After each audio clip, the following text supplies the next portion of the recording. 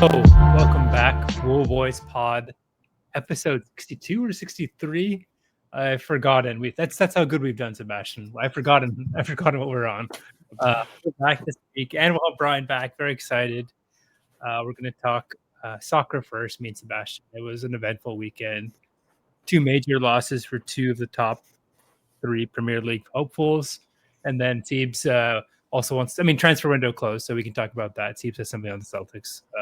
How are you, brother? It's been a week or two.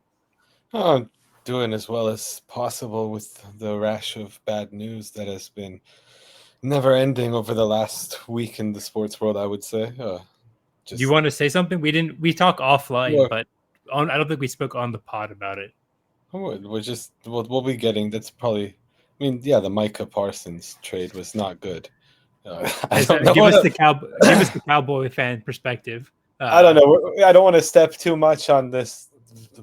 Spoilers, but we're doing a VentFest for the second part of the pod, and it ties into a major event that I have. But I think most rational fans recognize that it's not good. Like, you don't trade away your best player for that measly package that they received back, especially to a conference rival. There's argument. I don't know. There's a lot of processing that's been done, and I can kind of see the side of not wanting to pay a non-quarterback that much money. It really would have limited our flexibility. But the issue seems to be that we are owned and ran by a man who I within maybe even in the past 2 or 3 years, I thought was very sharp for somebody in his advanced age. And now I'm starting to think he's not sharp anymore. There's just a lot of signs of mental deterioration from Mr. Jerry Jones. I don't know. There's so many thoughts on it. This Cowboys documentary came out on Netflix. The whole world's been talking about it. It's an excellent show. I'd recommend it to anybody watching it, even if you're not a football fan. But there's a whole thing about, there's the thing that made the Cowboys dynasty. A major thing was the Herschel Walker trade, where the Cowboys traded Herschel Walker for 5 players from the Vikings. And back then, I guess you could stipulate if the Cowboys released all those players before the start of the next season, they get 5 draft picks. And that draft package is kind of what kickstarted the 90s dynasty. And I when I was watching that, I was thinking in my head, Jesus Christ, Jerry has watched this back and he's thinking, this is my new chance to do a Herschel Walker trade. I was like my biggest fear. Like, I really hope this motherfucker is not sitting here thinking, I'm going to be able to do the next Herschel Walker trade with this Micah Parsons, shipping up Micah Parsons. And I just think he's completely lost the plot, if you want me to be real. So that's one thing. But to be clear, the issue is not adequate compensation in return. If you had gotten 2 more picks or something, you would have been a little more okay with it. I still would have been angry because I don't think it's going to step too much on my vent. But in general, in general, I think I would have been happier if it was 2 more picks or like a not. I don't know that Kenny Clark really has much left to give. He seems to have his best years behind him. I don't know. I just think Jerry kind of was full of shit this whole past week. Okay. Few months, if you want me to be real, but yeah. We'll talk about it. Okay, so that's enough American football. Let's get into English football. Do you want to start with the transfer league? The transfer window closed. I can do that. Yeah. So, I'll just go quickly. Like, the big news was Isak signed with Liverpool after we thought it was going to happen, but there was shades that maybe he might stay at Newcastle at the end or maybe get put away. But Guehi doesn't go, and then we signed Hincapié, and then from an Arsenal fans' perspective, we signed Hincapié. We get rid of 3 or 4 players on loan. That's kind of my read of it. Nothing really more significant happened.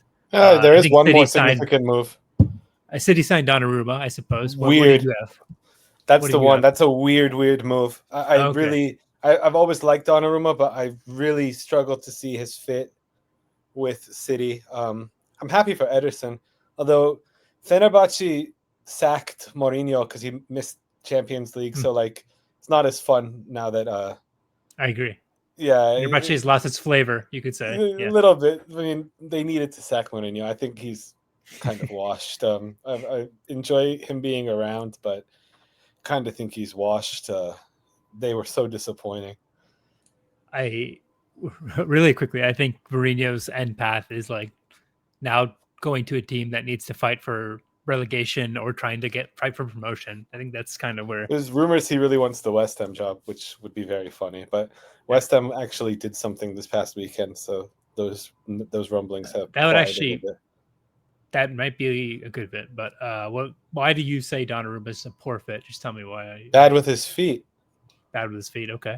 So you think this Trafford kid is a better answer? I don't know. Okay. They still. I mean, they spent what, like 70 or 80 million on both these two together. I think it's for US dollars or euros. From euros, I think Euros, you're right, euros. Yeah, not euros. pounds. I think Euros. euros. Yeah. I think it's like 70, right? Yeah. Yeah. So Yeah. I mean, no, Trafford's not the guy. He had a very nice save against Brighton. That was like a world-class top drawer save that kept it 1-1. Unfortunately, that did not last for City, but he I don't know. The match before was like nightmarish shit. He basically single-handedly cost them the match against Spurs.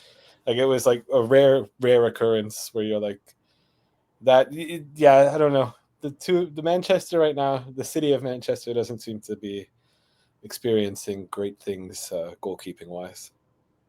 That's fair. Yeah, good call out. That's definitely significant. And people were saying, I don't know, like that it's interesting that a couple of the players that they signed in the recent years aren't really Guardiola-esque players. Yeah.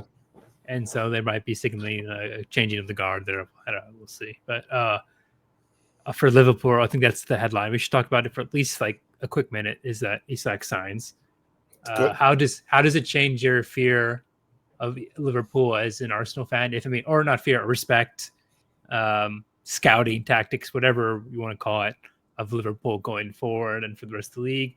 Do they become a more significant Champions League threat now? I think significant. Like they're much more complete with Darwin. But what was your read on that? Again, they spent a lot of money, but because of the stupid net spend thing, they got a lot of money for 2 players, 3 players, so it doesn't look that bad. But they spent a shit ton of money this year. They spent a lot of money. I don't know that they needed Isak. I think Guehi was a bigger signing that they needed. That not going through seems like a very big deal. Feel bad for Guehi because all reports are like he's devastated. He was done. Yeah. Him and Ollie Glasner seem to be like heavily on the outs. Glasner really like he's a good manager. I kind of respect the power play the ultimatum he gave yeah, for sure. Crystal Palace's board where he was like, I'm leaving if you sell Guehi. And they were like, all right, fine, we won't sell him.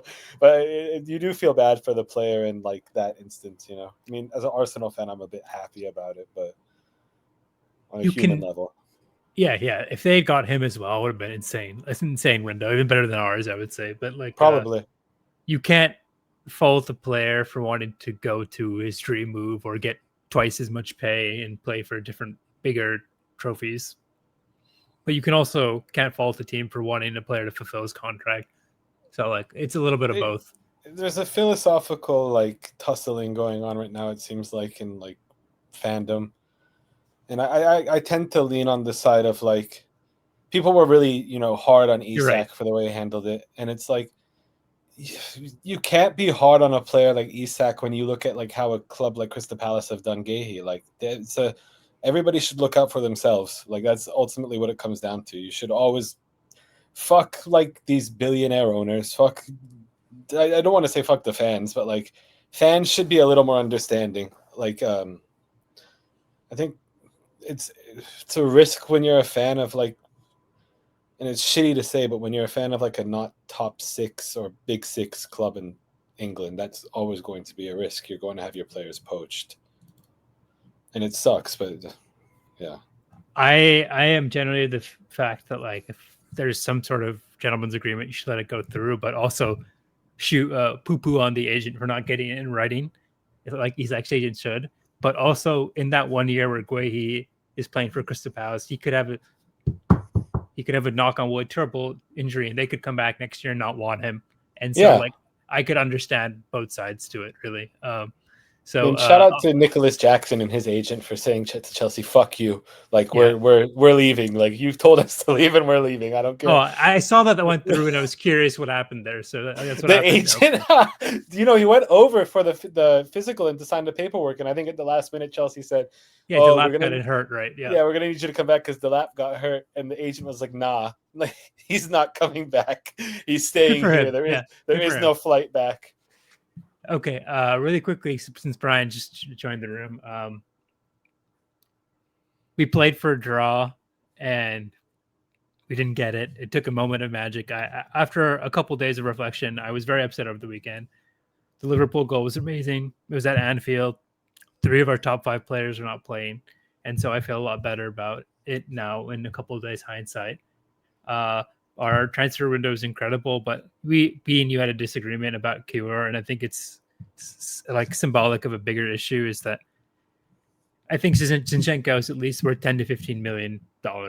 I think Vieira is worth at least $10 million. I think Kiwior was at least worth 30, if Quansah is worth 40 or whatever.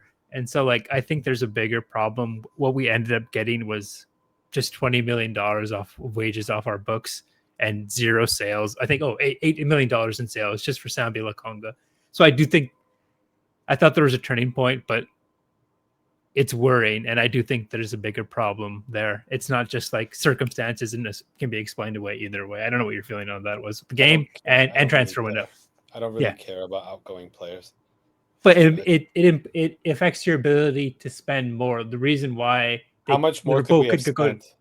The reason, because it means a lot, because if you sell that player, it's at the end of their like contract, and it's like some fancy amortization word, but like when you buy a player, you're buying a player over the course of their 5-year contract. So a $60 million thing would be like $12 million a year plus wages. Whereas if you sell like $30 million, that enables you to buy like 2 players in that $12 million plus wages range. I understand, but like the market it means a lot. Dictates the price. Like they clearly were not worth that. Getting them on loan is about as good as we could hope for. Like, I don't think that Kiwior was worth $30 million. I'm sorry to tell you this. Like he ended up going for 27 in some weird convoluted way. Yeah, if he went to anywhere in England, the reason why I push back on this is any top name, like any left-footed center back in the Premier League outside of like the top 3 or 4 teams who is better than Kiwior, and I couldn't outside of like Wei, I couldn't. That's fair. And so in that case, like if he had gone, he should have been worth more. I don't know. But what is your view on the game? Yeah, and the transfer one. Just finish up. I don't know. I think the window in general, I'm rather fine with everything that's occurred. I think we've had many chances to get Vieira out of there. Clearly, nobody's interested outside of loans. Kiwior is the one that you're probably right about, but that's the way that the transfer market works, Like people have to show interest, otherwise nobody's going to buy them. But as for the game, I was never super down on it. I would hope that Arteta learned from it.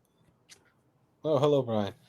But I'd hope that Arteta learned from it. You can't play Martinelli start. You can't start Martinelli in these. Don't get a new scapegoat. It was Zinchenko last year, and don't make it Martinelli this year, Sebastian. I'm not scapegoating him. I said he can't start these matches. So I understood even though the reasoning was. He won it first last year. Just to push back a little bit. You have to start him in this match because Eze probably isn't ready. But going forward, it would be disgraceful to start him in these matches. There's no. It actually depresses me because he was one of my favorite players, and he still is one of my favorite players when he's on. But he's not on anymore. He has no confidence. I mean, it's very hard to look at that match and say he has any confidence in the attacking third. And it's actually a problem going back more than just this match. It's been for close to 2 years now. Honestly, like I don't know anybody who actually thinks that what he's doing up there is, and he's a defensive winger, which is like a very odd thing to have it. Really, like why? It's too contrarian. I don't get attached to people like in that sense. I feel like winning is most important. He's a nice guy, and I want well for him, but like if he continues down this path, he's not even going to be part of the championship core. I would assume in the future he'll have to go somewhere else. Because his confidence has dipped so much. He needs to take a stint on the bench and like be a super sub maybe, which would be a good role for him. There's no more like Sure. styling, free flowing play from him. I thought that one player did anything in Liverpool scare you, really, or is it just another like my read was just a tense, cagey game. You were both trying for a draw. It would have been really good if we did get it. Yeah, it's annoying to me that you're trying to defend Martinelli also because he had an out of position player guarding him or marking him for the whole match, and he couldn't put any pressure on him. Like Szoboszlai deserves some credit, but like, oh, he's fantastic. He was the best player of the match. He's good, but like I think Eze would have been able to really kind of test him being out of position. Do you want me to be honest? I liked Madueke. I thought Madueke actually was pretty. Yeah, he is good. He'll probably take his place, and because he can do like 90% of the defensive work. If you want to be honest, is the reason why I like Martinelli is because he can counter really well. But in the last 2 years, he's lost his confidence, and so therefore he's lost the ability to put the ball in the net, and so it's very rough. He doesn't look up like he never did. He never did. But yeah, I really liked it. It was like there was flair to him, and I don't know if it's like being. I don't know. I feel like it started when he went on an international break with Brazil, and like they were fucking horrible. It was like the worst international break that Brazil ever had. And it felt like all those Brazilian players came back broken men, and I don't know that he's ever recovered. Don't say that. It's true. I felt like the same thing happened to Jesus for a little bit. He recovered. He just got hurt. He is broken, but he's reborn. Yeah. And just one more thing. Finish up soccer segment. Is a little worried on Saliba, but hopefully I haven't read anything. Well, how about Mosquera though? Yeah, Mosquera's nice. That was fucking awesome, dude. Okay, that was so impressive. Let's bring in our guy. We've missed him for a couple of weeks. How you been, Brian? Am I muted? Worldwide Bri. I'm all right, just chilling. Same old, living good life. Good to see you, man. Honestly, good to see you. Yeah, same old, dude. Nothing too crazy. Did the Liverpool Arsenal game make the Cosm schedule? Probably. Not too sure, dude. It was like at 8:30 in the morning. The NFL's back. Hey, Sunday wave, bro. So shit's just hitting the fan because the NFL's back. But I mean, it probably did. I'm honestly not even too sure. Okay. I wasn't aware that there's like Cosm all over the country. Right now it's just Dallas and here, but we're opening up in Atlanta and then Detroit. There was like I was watching. I can't remember what college football game it was, but they were like, "Oh, you got to go to Cosm." I think it must have been Dallas. Yeah, for some probably. Like, you got to go out to Dallas. Getting out there, man. Yeah. Said like a lot of our marketing. I know it's a touchy subject, but a lot of marketing there. But how was Philly? You're just back from Philly, though, right? Yeah, it was good. I mean, I was only there for a quick couple days, which wasn't too bad. I mean, it's like I am glad that I like showed face. It was like a little reunion, but it's just too quick of a turnaround. Honestly, it's good to see Nam. It's good to see Aram. Philly, honestly, I mean, in the short time I was there, Nam showed us mostly kind of like the area near City Hall and like basically the nice area. So what I have seen, it was pretty nice. But you know, when I think of Philly, I just think it's like burning streets every time they win something. So it's like I didn't see too much of that. Did you see people on ATVs? I did not. Because that's all I think about. I think people on ATVs in Meek Mill, basically, and Freeway and Beanie Siegel. Yeah. Meek Mill. I think it was Meek Mill. And Rocky. Did you see the Rocky statue? I did. I did. Yeah, they kind of are milking it a little hard because it's like, you know, there's one museum and there's like a Rocky store. There's actually two Rocky statues. They're like replacing the old one with another one. So I think I watched the Rocky movie where they like reveal the statue recently. Oh, for sure. And it was like very funny. I was like, oh damn. I didn't realize that it was like part of a movie as well. The stairs aren't even that crazy, honestly. It's easy to run up. I was like not very impressed. Did you try to run up, Brian? Yeah, it was super easy. He does it many times though. Did you do how many times did you do it? I only did it once. So he's going up and down, up and down, up and down. It's too crowded. Everybody's trying to run up and down it. So, you know, hey, not trying to disturb the peace over here. But yeah, City of Brotherly Love, right? That's Philly. That's appropriate for Nam. Yeah. Congratulations to the engagement. Did they elope? Is that what's going on? No, I don't know if it's like eloping. They're having a small ceremony, just immediate family, in a couple weeks. It's like so small, like, my sister's husband, Ryan, he really wants to go, but he's not even invited to like this very, very, very small ceremony. And then I think they anticipate to have something a little bit bigger at some point. I don't know exactly when, but just kind of get it over with and then figure out from there. Fair enough. Yeah. Anything else, Brian? Anything else new in your life? It's been a while. Not really, man. Same old, dude. Still in that powerlifting grind? Yeah. I mean, still lifting weights, still surfing, just trying to stay in shape. I wouldn't even say it's like powerlifting grind. It's just staying in shape. I still surf. What is this powerlifting grind? Yeah, I mean, I was just like trying to lift heavy for a while. I wouldn't say it was like particular powerlifting grind, but I mean, I'm still doing it. But he just gives an annoying look and just trying to stay in shape. That's all it is. It's nothing too special. Yeah, that's a good thing to do. Yeah, good for you, Brian. Okay, do you want to get into it? Many weeks ago, we discussed Glaze-Fest. I don't know if that's appropriate to say. Can you say that? I think it's appropriate. It's just whack, dude. I feel like you can't just say we discussed the Glaze-Fest. I feel like there has to be context. No. That's a yes, crazy you're right. pause, I feel. Yeah. Okay. A little bit of positivity. We normally do the Bool or bust. We're going to do like a retroactive look at all the busts we've done in 2025. But in general, we haven't seen each other for a while or met together. We took like a summer hiatus.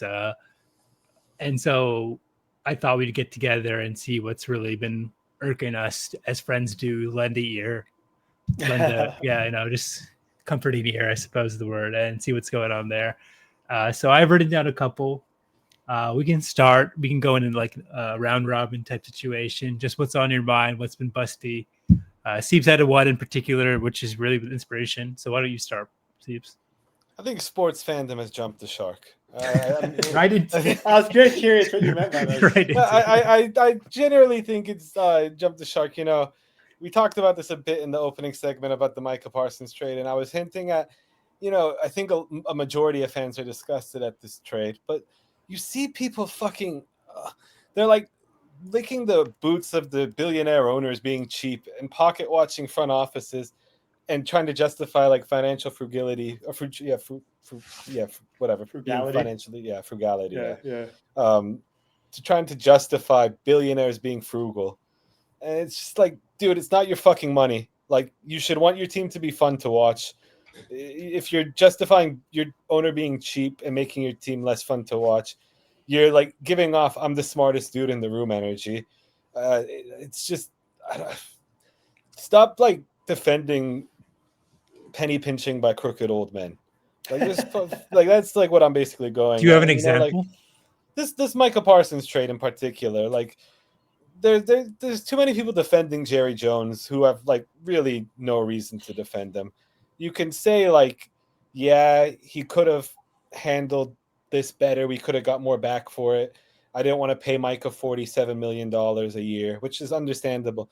There's another aspect to that though, where it's like Jerry could have paid him last year. Micah was willing to negotiate. It would have cost about $13 million less per year.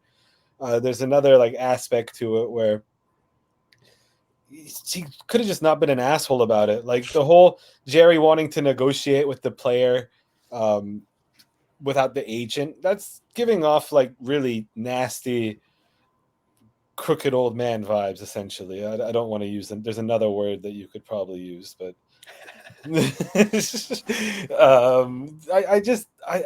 I don't understand how. What? I'm not going to say the word. It's giving off like mid 1800s vibes. Let's go with that. But I think that there's just, I see it. I'm seeing it in the transfer market discussion too. It's like, oh, that we need to sell off our players. It's like your teams are owned like by billionaires. You'll be fine. Like, I understand there's financial maneuvering that can be that needs to be done, but at a certain point, like, you need to stop worrying about players in and players out and just be wanting your owners to feel the very good product. I think like it used to be kind of niche to discuss finances in sports. Like, the people weren't super locked into salary caps and all this, but now it feels like every discussion, even like amongst fairly normal fans. Second apron. Yeah, man. That's on Adam Second Silver though. Adam Silver and CJ McCollum really fucked the NBA with that one.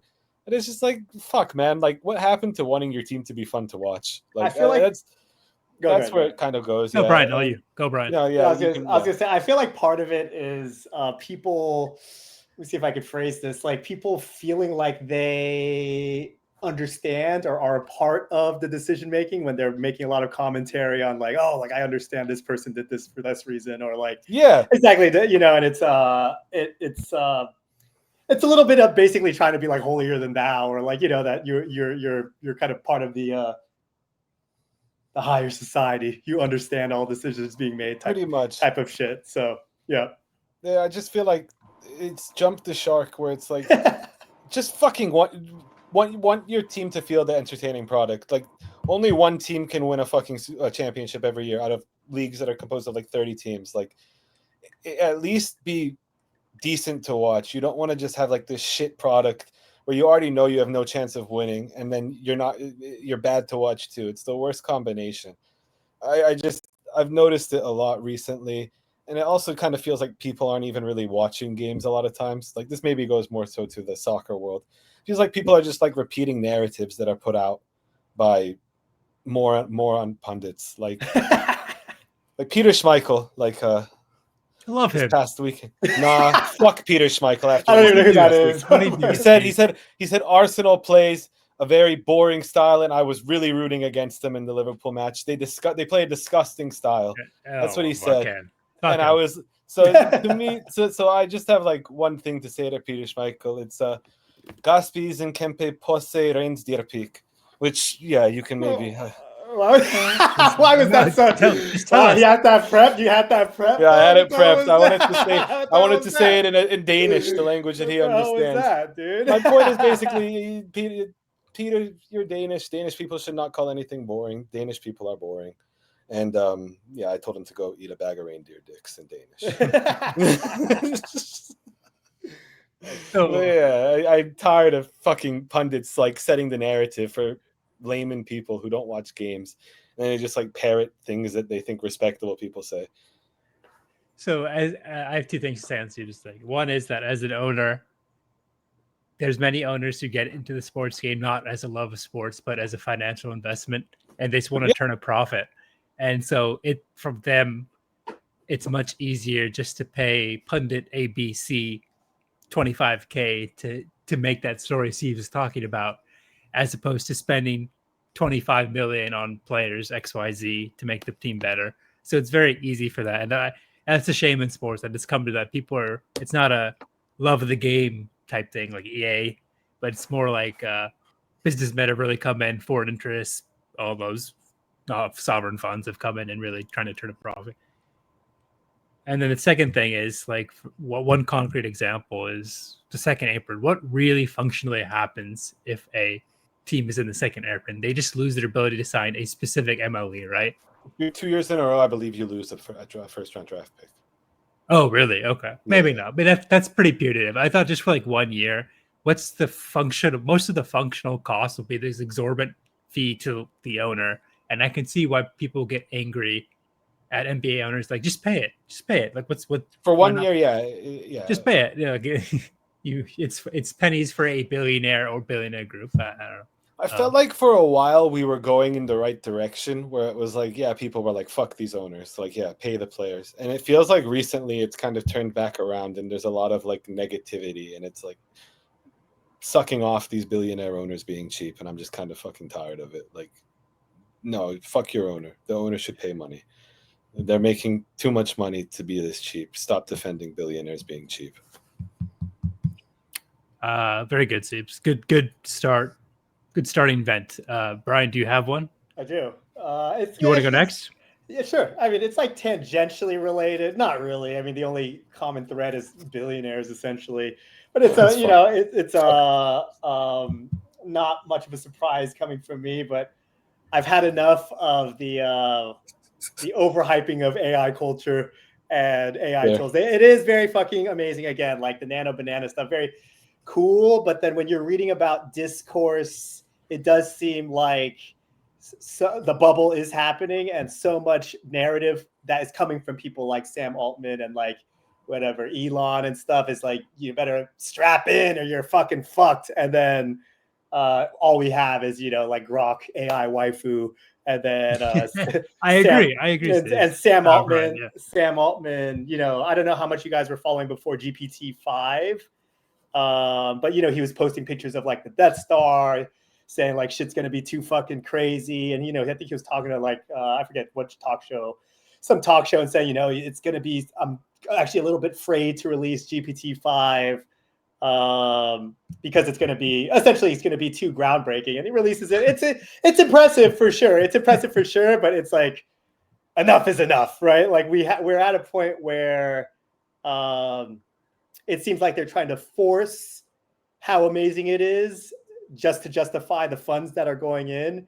But I'm of the opinion is AI still a very amazing technology that I think is going to be very formative? I do, but at least in this period, this time period, I think we've kind of, I always hesitate because we could be wrong tomorrow, right? But then I think the overhyping of these tools by billionaires is just very disconnected to how it's being practically used by normal people, essentially.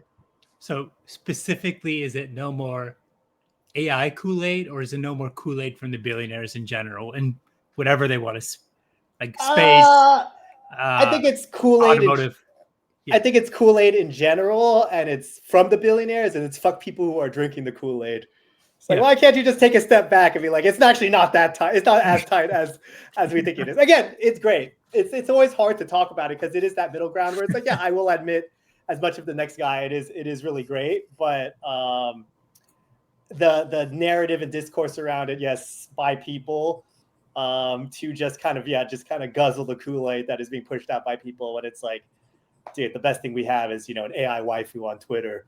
So the event is about the people drinking the Kool-Aid from the billionaires, and also fuck the billionaires for Of course, for putting out the Kool-Aid, but yes, mostly. So it's like tangentially related to what you were saying. Yeah, no, I feel like that's a big issue with tech, usually, like in the modern era, where it's like dudes have to get a little too hype about it to the point where you're like kind of really overselling it, and it's extremely obnoxious. Do you guys know about the company Cluely?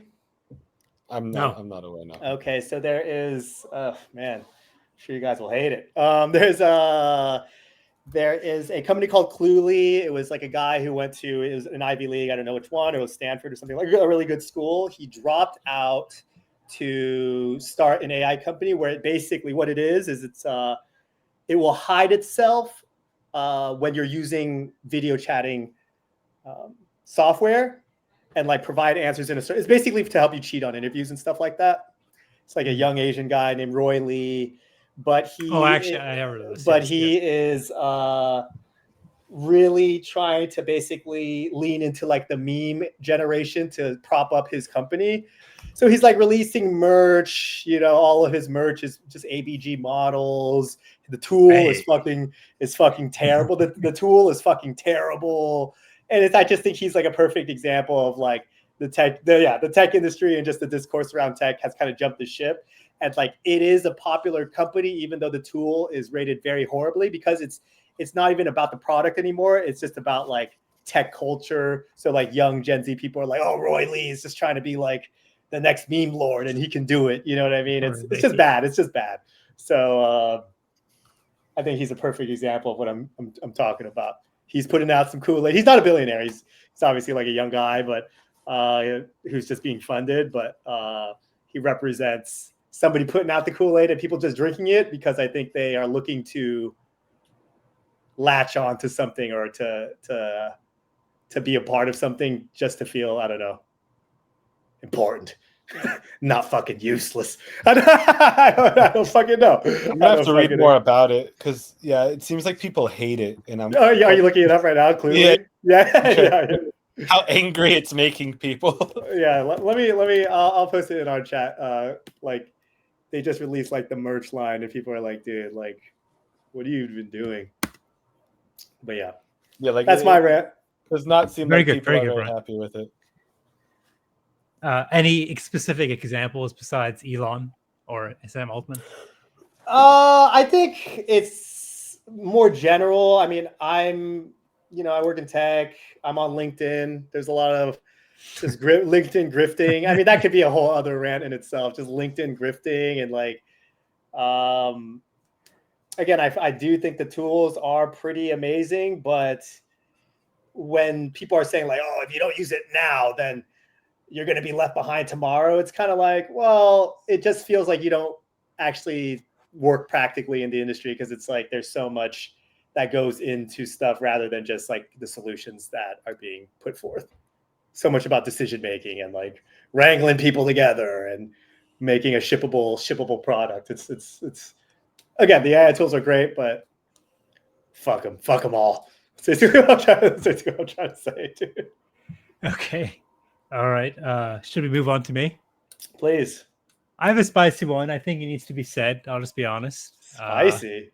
It needs to be said. My vent is that recently one of our longtime fantasy friends, Jimmy, he left the fantasy league, and as well as no response, and then also just the degradation of the fantasy league in general. All these rules are trying to be put in, regardless of how you feel about them, one way or another. I feel negatively about them. That's probably contributing to how I feel. But for sure.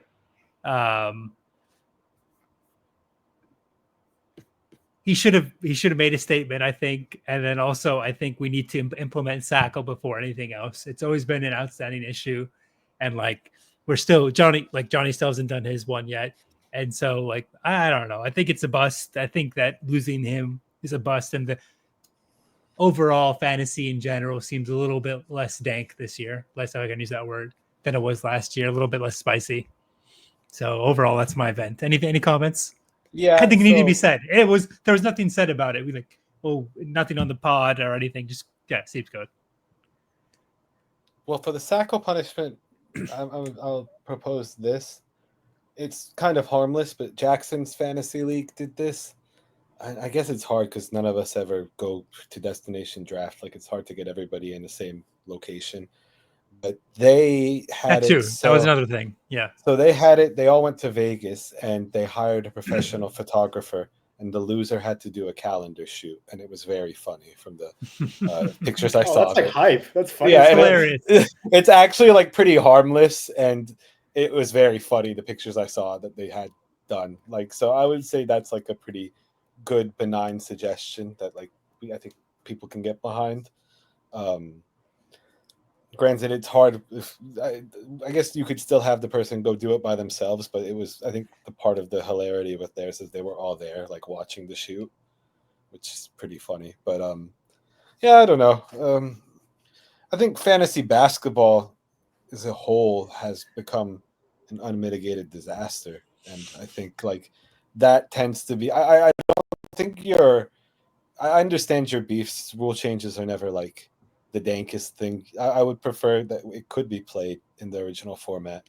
I think it's become untenable with the way that the NBA operates now. That's the biggest issue. So very gracious. Yeah. Yeah. Well, I mean, yeah, I would. It was much more fun when like you didn't have to go through this late season nonsense of even the players you pick up in silly season rest games, and it's like, dude, like last year was hell. You know, these guys are on 10-day contracts or they're on two-way contracts, and you have to monitor like how many games left does he have with the actual NBA organization before he's ineligible. And it was just like, this is like not in the spirit of fantasy sports. Like this has just become this fucking gobbledygook nonsense that really is not it's a joke, fantasy basketball. I think that's the biggest thing. And I do appreciate like our commissioner's efforts to try and fix it. Who knows if it works? I mean, I don't know that it's always the most productive when we have. I'm not calling you part of this group, but we have the lunatic fringe going off and going at our commissioner, and then we have another person in that group. He's egging them on, and I don't know. I think you know who the two I'm referring to. Ashwin, I feel that you're just like generally very passionate about this, and I respect it. I just don't tend to agree with you always. I think what happens next year when you win the chip? Let's say Brian wins the chip, the playoff chip, and then he has to go, and Arjun wins the regular chip, and he has to deal with Arjun's little broing the entire year because he won significantly less money as the ring. It's a good point. It's not that chill. Like you want the playoff chip to be the number one prize, and that's my thing. Like even if you have a good point. I hadn't thought of that. Which championship is the legitimate championship? Yeah, it changes everything. Oh no, dude, no. Yeah, it changes everything. Now I don't. I saw it more as just a reaction to just like how messy the end of the season was, and I actually do agree that like it does take more effort to win the regular season, and especially near the end of the season, it was so. I'm not going to disagree. Yeah, so shitty. So I am on that side. I didn't really consider that either, like the specific human component, I suppose. The human component, which is, I guess, the real world example too. That probably would have given a lot of pause, but I still do think the monetary prize for the regular season should be more. But the pride aspect of it, I hadn't considered because now I'm not sure which one you're supposed to be prouder about. Yeah, exactly. I guess is there a way to how do I say like? Yeah, it'd have to be like a trophy or something, like a way to basically embody the pride that's somewhat separated from the money. Probably the playoff winner. We're gonna have to mutually agree on a Sacco, so it can't be that the playoff winner chooses the Sacco. I feel it's kind of. I like the exactly. Who's one, dude. Next year. I think we should, as a group, select Sacco and stop making it the champion picks the Sacco as the proposition. We should all like vote on a Sacco. But more than anything, if you don't do the Sacco, there needs to be some draft penalty. Yeah, I think that's it was the only fair way to do it. Or even just like a monetary thing, right? Monetary penalty. Or monetary thing, yeah. I think that's pretty fair. Pretty agreeable. Our mind was kind of half-assed, but I do think Arjun should. If Johnny's not going to do it, like at least this year should have done it. Or who is this year? This coming year should do it. We should plan for this coming year. Everyone knows we have enough time to plan for it and send out proper due notice, instigate a protocol. If then, we should at least try for this time. I feel like photo shoot chill, dude. Yeah, I felt like it was like harmless enough, funny. Like you should put it. I would vote for that, Seeps. I'll message Andrew and see what he has to say because I do think it's a good proposition. Anything on our departed friend, longtime fantasy influence? Anything? I'll say as much as he said. If he sees Nothing. this, speak to him directly. Yeah. No, I'll address it in the same way he's addressed it and say nothing. All right, fair enough. Brian, anything? I mean, he's allowed to not play if he doesn't want to. You know, I think that's it would have been nice for him to say something, of course, but I don't really got much else to say besides that. You know what I mean? Fair enough. But also departure from the group chat, so it's like it's been a while. It's been a changing of the guard, so to speak. And speaking or looking forward, we now have Austin, very controversial figure in the early years of the fantasy league. I don't problem. This is nonsense, dude. I didn't kick him out. I didn't either. Ashwin, you can recall. You voted. I voted against it. I thought it was the weakest shit in the world, and I said it at the time. Oh, maybe. If I do, kudos, Sebastian, because I missed that. But like, obviously the vote won. Someone went through there was more people who wanted him out than me, and I would have. He won, and you should never kick a champion out. That's a good take. That's a good take. He's a good sport. He's come back, dude. It's like he's the come back as if he was never good for life. Yeah, he came back with a little pushback. That is a good call, Ash. He was probably waiting. We should hand out green. Yeah, we should perfect champ, dude. That would be super sick if we handed out sport coats for winning fantasy basketball. Yeah, and like patches for multiple chips. That'd be I feel that this is a better option than trophies at this point. Yeah, we don't have no physical representation. It's all in the interspace, and you don't. I feel that if we get a concerted effort to have a destination draft, all the past winners can wear their jacket. That'd be sick, dude. That'd be sick. I'm in for sure. I worked hard for Well, he'll join again, and I bet he's just ready to kick everybody's ass. He's like, dude, y'all tried to dish me and let me back in. Y'all making a fucking mistake. He's been sitting on the sidelines learning, doing. Yeah. Welcome back, Bert. Happy to have him. And then we have Ari returning, so that kind of rounds it out. Nam, Sean, me, you, Sieves, all the usual suspects. It's gonna be fun. I think we took a lot of time on mine, so anyone want to go next? And then I'm gonna get some light from my room while you guys. You want to go round robin or whatever? Or should I get another one really quickly? Do a little snake action. Yeah, let's do snake. Yeah.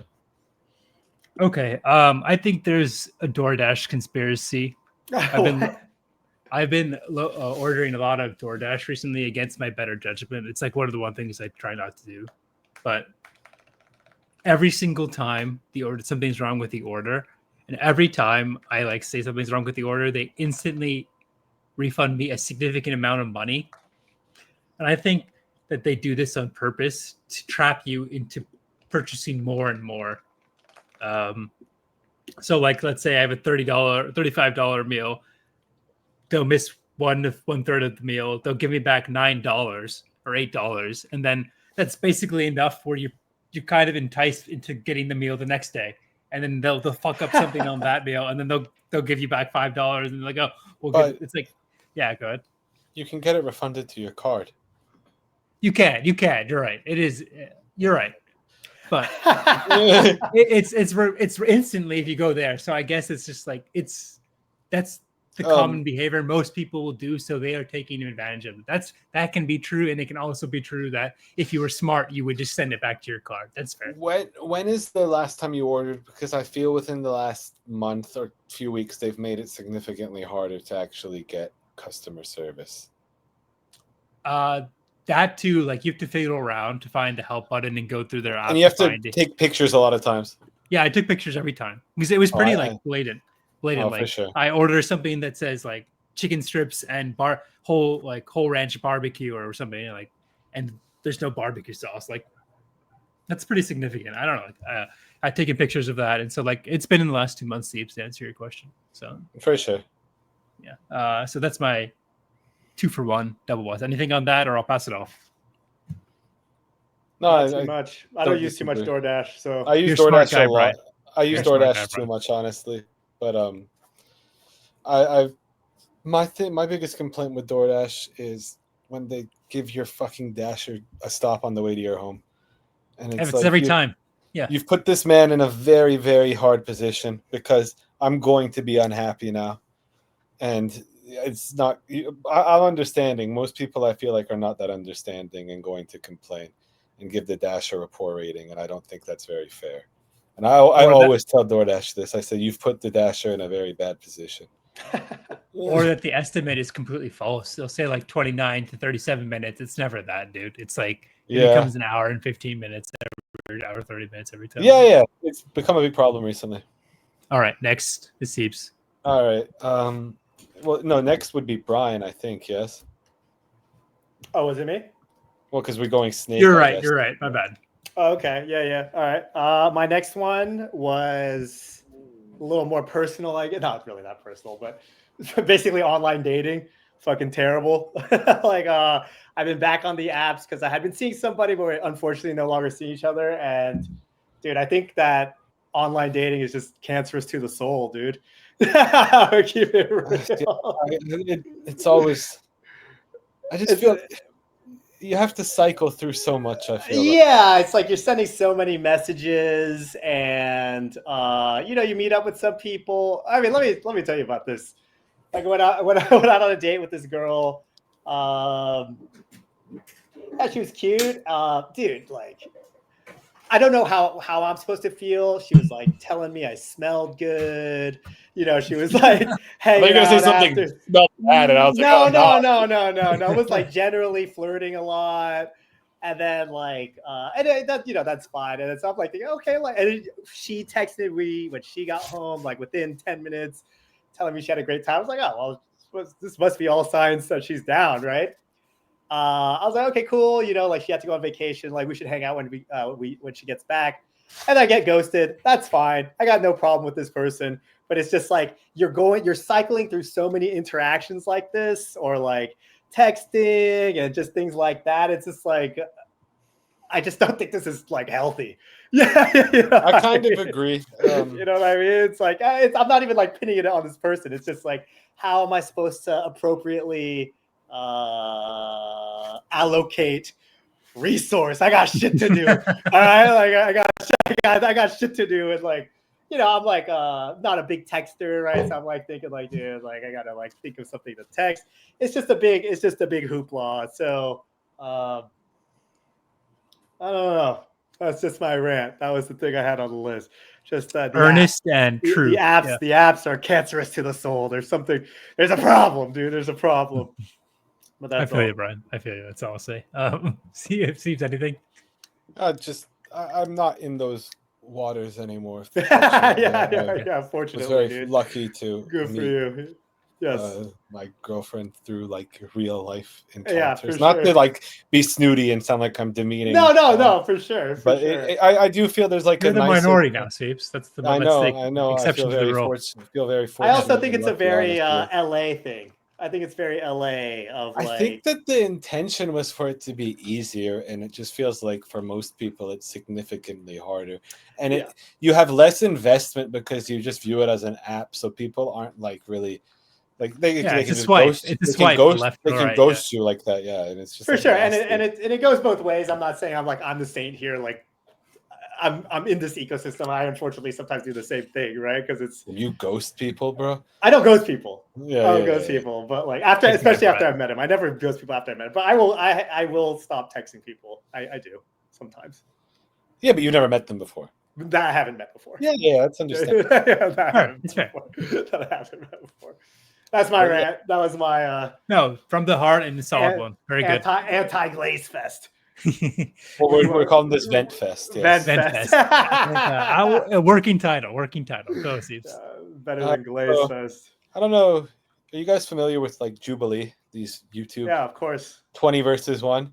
Yeah, of course. I've come to realize that they accomplish absolutely nothing. I think they're extremely toxic. Like I think they may be the single most toxic piece of media out there right now, because. I enjoyed like the Mehdi Hassan one. Like I thought it was very, those Nazis screaming at him, and he was like telling him, "I don't talk to Nazis." And I was like, yeah, he seems like a logical, like well thought. This is like he's kind of, I don't want to say owning the Nazis, but he's like, yeah, like he's putting the Nazis in their place. And then I come to see like people are kind of the people on the other side of Mehdi Hassan. These far right people were pretty down for the Nazis. They were like, yeah, the Nazis are making some solid points. And I was like, I don't think they are, but like if that's your political leaning, maybe you do think these Nazis are making solid points. And then, like the supreme scam artist, Patrick Bet-David, he had one recently. And I typically enjoy when people dunk on Patrick Bet-David. I think he's like fucking people.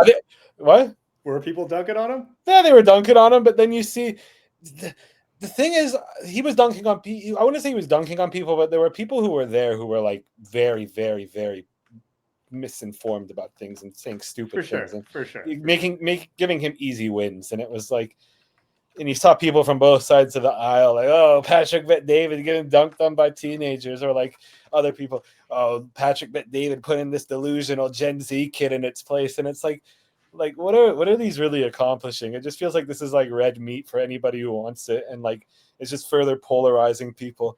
Nothing is like being actually solved. People are just like taking what they want from it and using it to like further get into their echo chamber of like that side's crazy, that side's crazy. I agree. I don't even. I thought it was entertaining the first time I saw it. I think it was Jordan Peterson, and he was supposed to be representing Christianity, and he like actually was just fucking crazy, and it was very funny.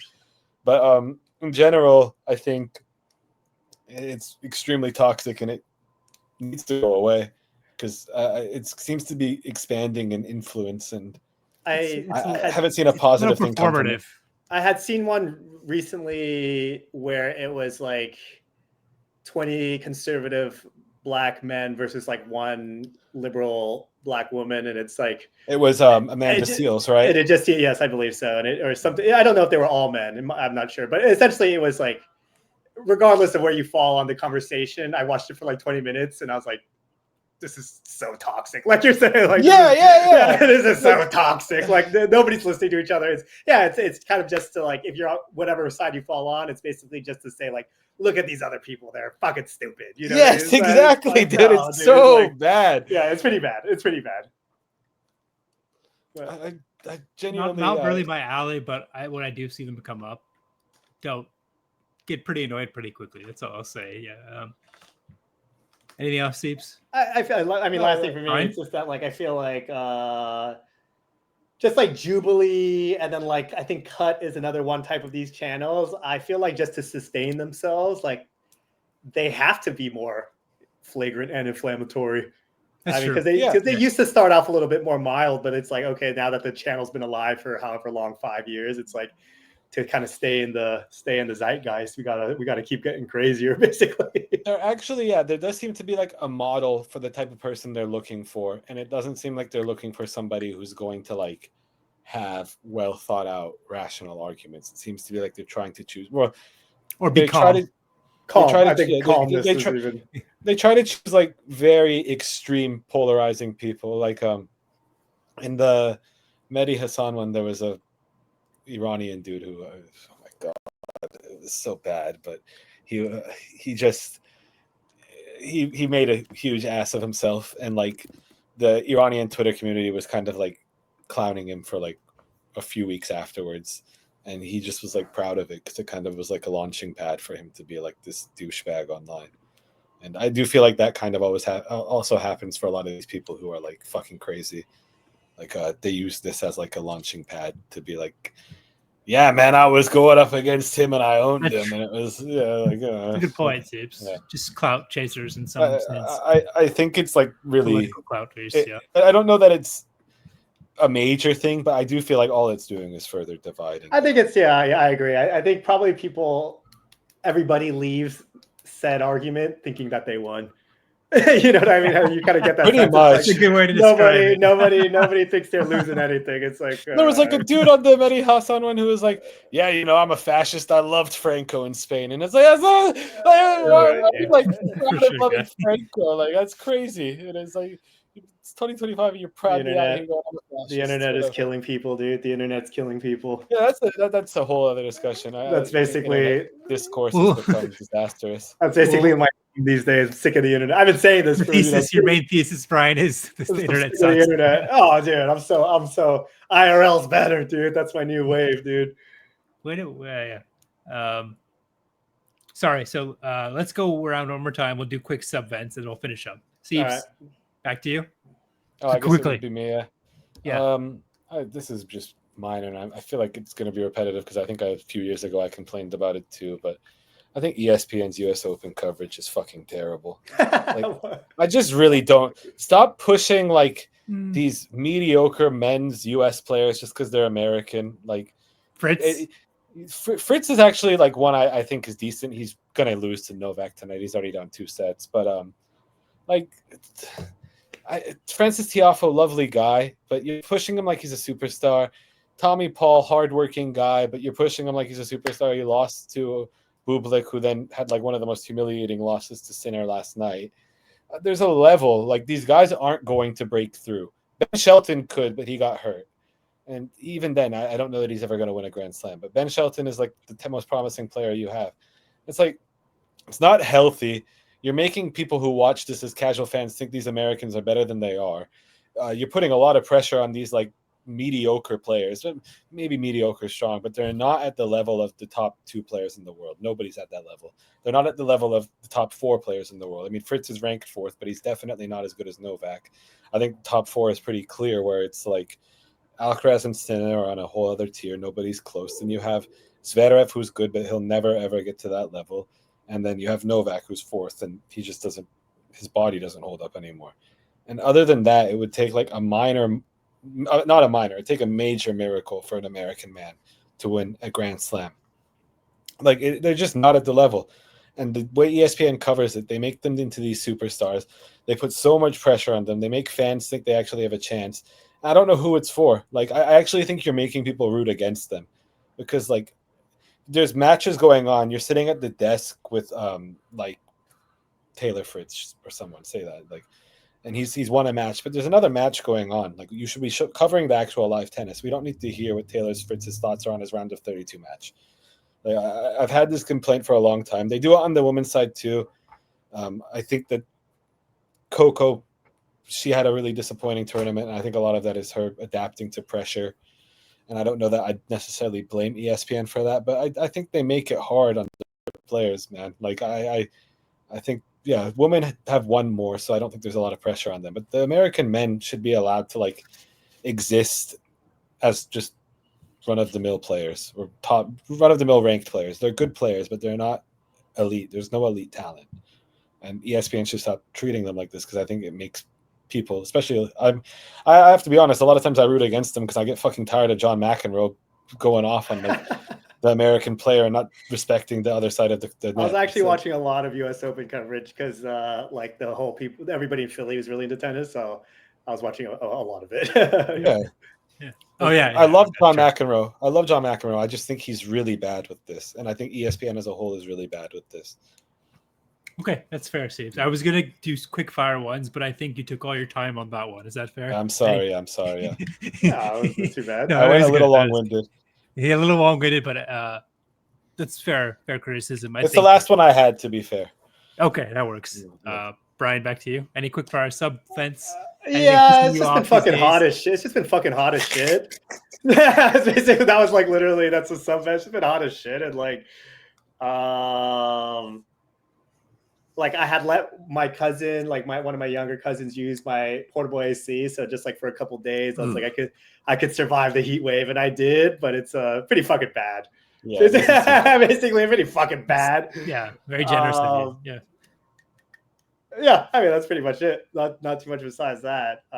It's not as bad in West LA where I live, but it's not great, man. It's not great. That's my sub vent right there.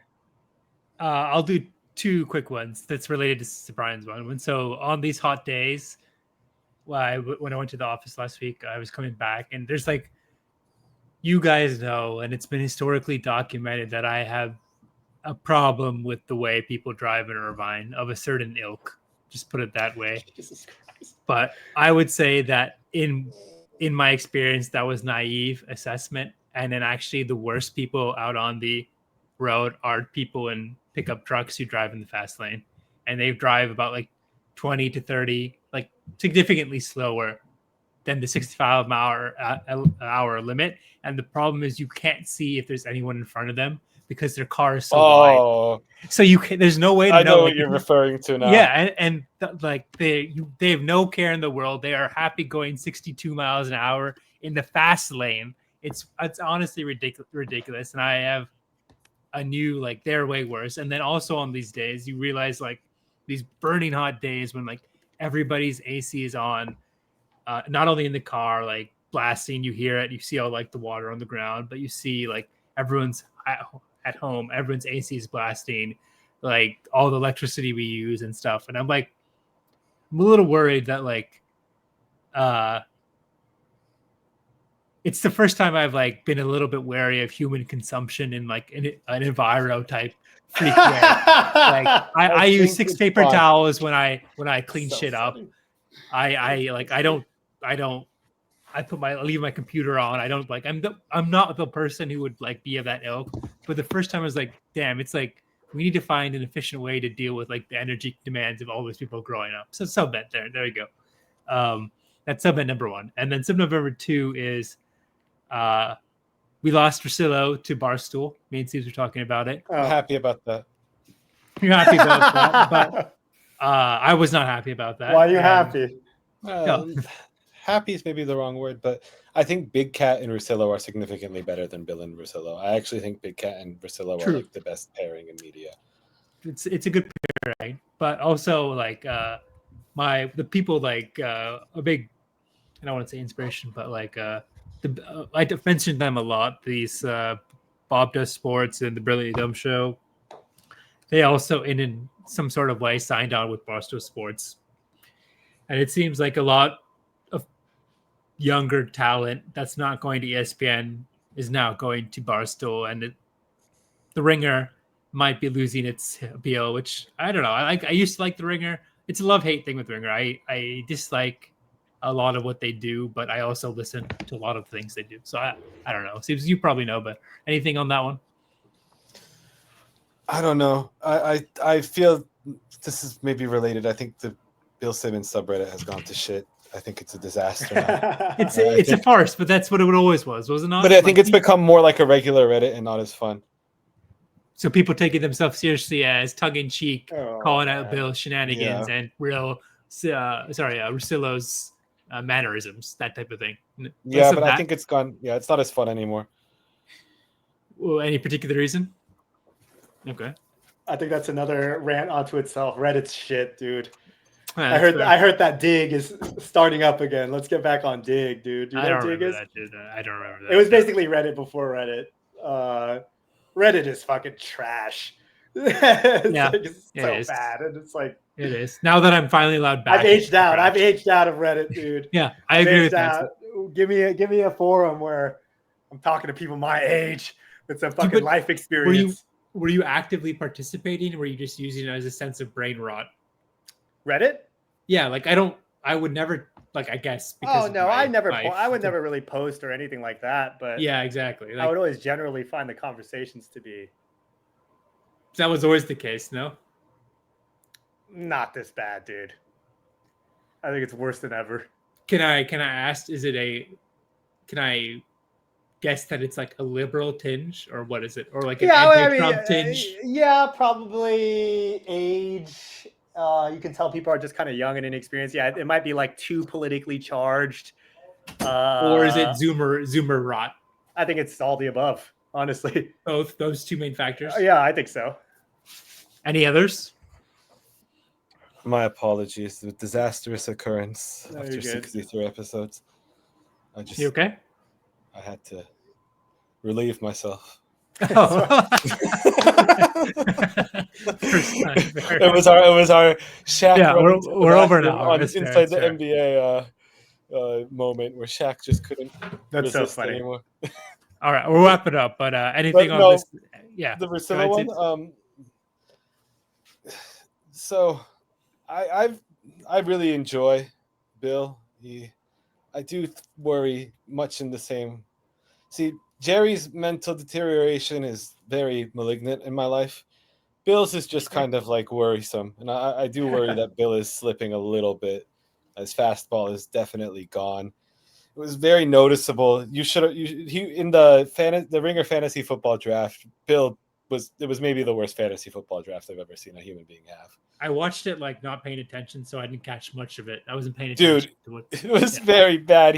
It's a 2 QB league, which typically means you draft QBs in the first round and second round. He waited till like the 7th round and then drafted 5 very mediocre quarterbacks in a row. And it's like extremely funny. But the thing you could tell was he knew he fucked up because he had the number 1 overall pick. He knew he fucked up immediately.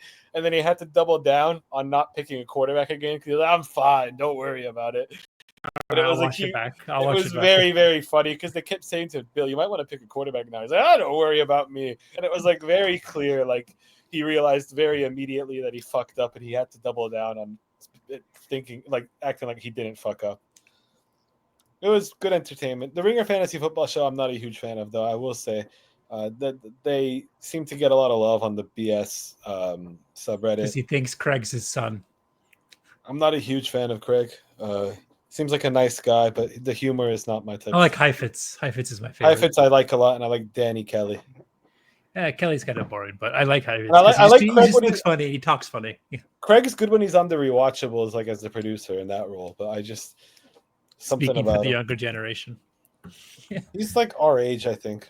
Yeah, speaking for our generation and a bunch of like one generation. What's in between us and boomers or Gen X? Gen X. Yeah, Gen X. There you go. All right. Final word, Brian. We've taken a long time. I wanted to say an hour, but it was really fun seeing you guys again. we'll keep it going every now and then. For sure. I think once the basketball season starts, honestly, I haven't been watching shit. And that's fair. Me and Steves will continue to do soccer here and there as it goes to. Yeah, but we always like to see Brian, and as the OG member, always have to have Steves here as well. Anything else? No? All right. See you guys next week. Thanks for joining. Peace. Peace.